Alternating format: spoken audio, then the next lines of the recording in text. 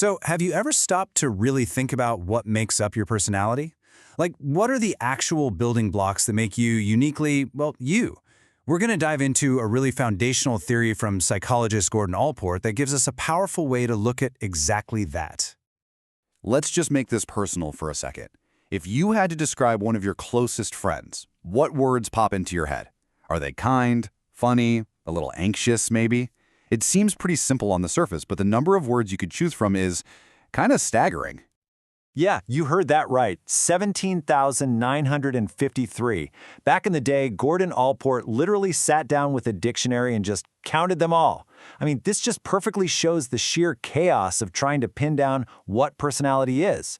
How on earth could you ever build a science out of that? Well, this is where Allport's genius really kicks in. He knew he had to create a system to find some kind of structure in all that chaos. He came up with the way to organize those thousands of traits into real, meaningful building blocks, and it all started with one crucial distinction. He basically split traits into two big buckets. On one side, you've got common traits. These are the general labels we can use to compare people in a group, like introverted. But what Allport was really interested in was the other bucket, personal dispositions. These are the traits that are totally unique to you. So it's not just that you're an introvert, it's about the very specific, one-of-a-kind way that you experience and express being an introvert. Okay, I know, that is a total mouthful. But the most important part, the real magic, is right there in the middle, peculiar to the individual. That's the whole idea. A personal disposition is like a real physical structure in your brain that guides how you act, and it's yours and yours alone.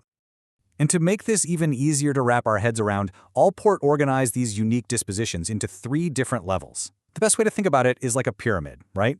The most powerful, dominant traits are right at the tippy top, and the less critical ones make up the base. So, at the very peak, you've got cardinal dispositions. Then, in the middle, that's the core of who you are. Those are your central dispositions. And then forming that big, wide base, you have your secondary dispositions. Let's break down what each of these really means. All right, so a cardinal disposition. This is that super rare, all-consuming trait that pretty much defines a person's whole life. It's like a ruling passion that's so strong you can trace almost everything they do right back to it. Honestly, Allport argued that most of us don't even have one of these. Just think about where words like these actually come from. They started with people, whether real or from a story, who were so completely defined by a single trait that they literally became the word for it. Only the original Narcissus was truly narcissistic in this cardinal way. For the rest of us, it's just a common trait, not a life-defining passion. Okay, let's move down to the next level of the pyramid, which is where you and I and most everybody else lives. This is the world of central dispositions. Allport was convinced that the core of any person's personality can be captured in just 5 to 10 of these key traits. And he had this brilliant, super simple way to think about it. Imagine you had to write a letter of recommendation for your best friend. What are the main words you'd use? You'd probably say they're honest, intelligent, compassionate, maybe a little witty. Well, boom, those words you'd choose, those are their central dispositions. They're the handful of traits that really, truly define them. And finally, we get to the bottom of the pyramid, the base, secondary dispositions. These are basically all the countless other traits we have that are, well, less consistent. They depend more on the situation. We're talking about things like getting impatient when you're stuck in a long line, or your preference for a certain kind of music. They're part of you, for sure, but they don't define you. But you know, just having a list of traits wasn't quite enough for Allport. He wanted to understand the engine behind them. So he added another whole dimension to his theory, asking this really crucial question: why do we do the things we do? This led him to split our dispositions into 2 different jobs, the ones that kickstart our actions and the ones that shape how we do them. So your motivational dispositions are what gets you off the couch. They initiate action, and they usually come from a basic need, like being hungry. But your stylistic dispositions, they guide that action. So the need to eat, that's motivational.